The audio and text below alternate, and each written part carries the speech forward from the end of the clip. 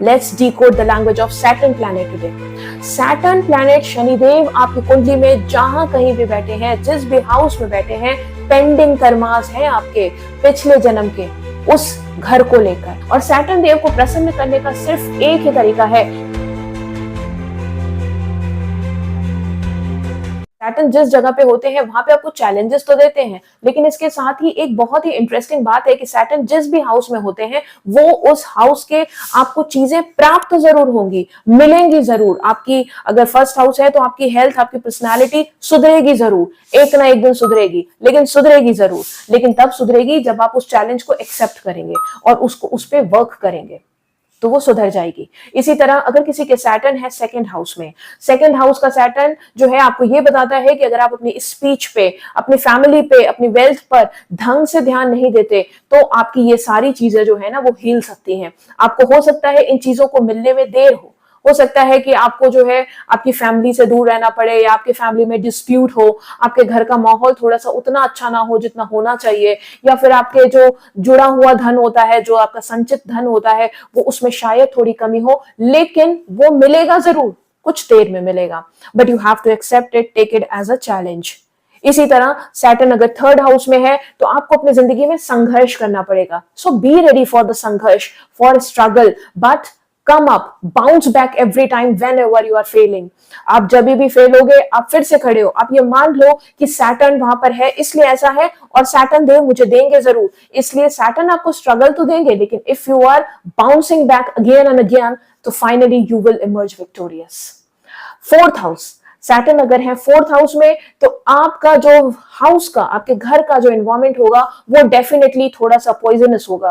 थोड़ा सा पॉइजनस होगा का मतलब है कि थोड़ा सा लड़ाई झगड़े या फिर थोड़ा सा इस तरीके का, मतलब the environment which is not so conducive. तो आपको क्या करना है, आपको यहाँ पे एक ही तरीका है सैटर्न के चैलेंज को एक्सेप्ट करने का, कि आप अपनी जबान पे थोड़ा सा काबू रखिए। थोड़ा सा नहीं, एक्चुअली काफी काबू रखिए, क्योंकि अगर एक इंसान लड़ाई में, एक इंसान भी अगर चुप है तो लड़ाई अपने आप बंद है। तो आपको ये चीज ध्यान रखनी पड़ेगी, क्योंकि फैमिली तो आप ही की है ना, तो उसको ध्यान रखिए।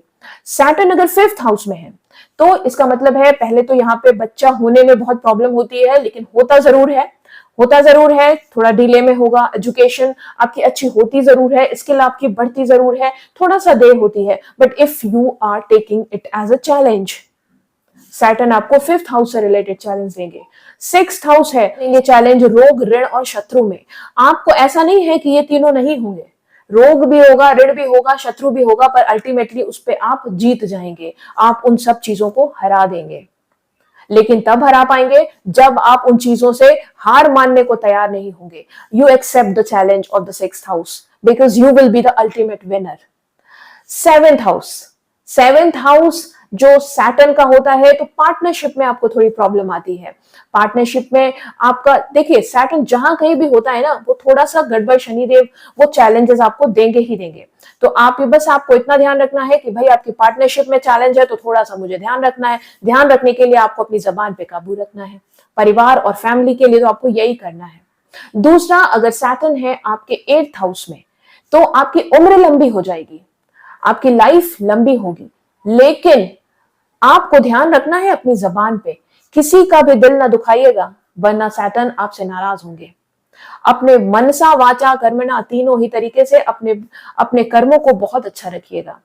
अपने से जो नीचे लोग होते हैं, आपके जो भी आपके सर्वेंट्स हैं, एम्प्लॉइज हैं, आपके जो नीचे के जो वर्कर होते हैं, जो उसको ब्लू कॉलर वर्कर कहते हैं, उन लोगों का बहुत ध्यान रखा कीजिए।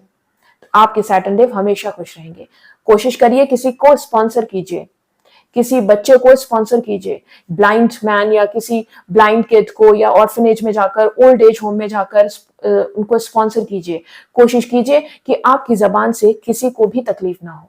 नाइन्थ हाउस के सैटर्न बहुत चैलेंज देते हैं कि बेटा तू काम कर, किस्मत तेरा साथ नहीं देगी, लेकिन सैटर्न देव आपकी किस्मत का आपको धनी बना देंगे तब जब आप इस बात को, इस चैलेंज को एक्सेप्ट करोगे।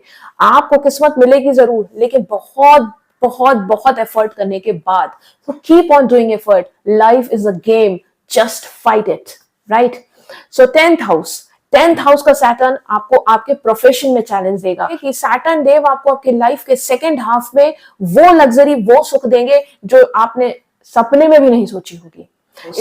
11th हाउस का अगर सैटर्न है तो आपको जो है सोशलाइज करने में, जैसे कोई एनजीओ होता है या जो आपको जो सोशल सर्कल है उसमें आपको आपके भाइयों से, बड़े भाइयों से आपको चैलेंजेस आएंगे, आपको उनके साथ अच्छे रिश्ते बना के रखने हैं। सैटर्न जहां भी है उस भाव से आपको जुड़ना जरूर है, और ये मान लीजिएगा कि उस भाव से जुड़ने में आपको प्रॉब्लम आएगी जरूर, इसलिए take it as a challenge and उस भाव को अच्छा करने की पूरी पूरी कोशिश कीजिए, क्योंकि अगर आपने उस भाव को अच्छा कर लिया तो आपकी लाइफ बहुत अच्छी।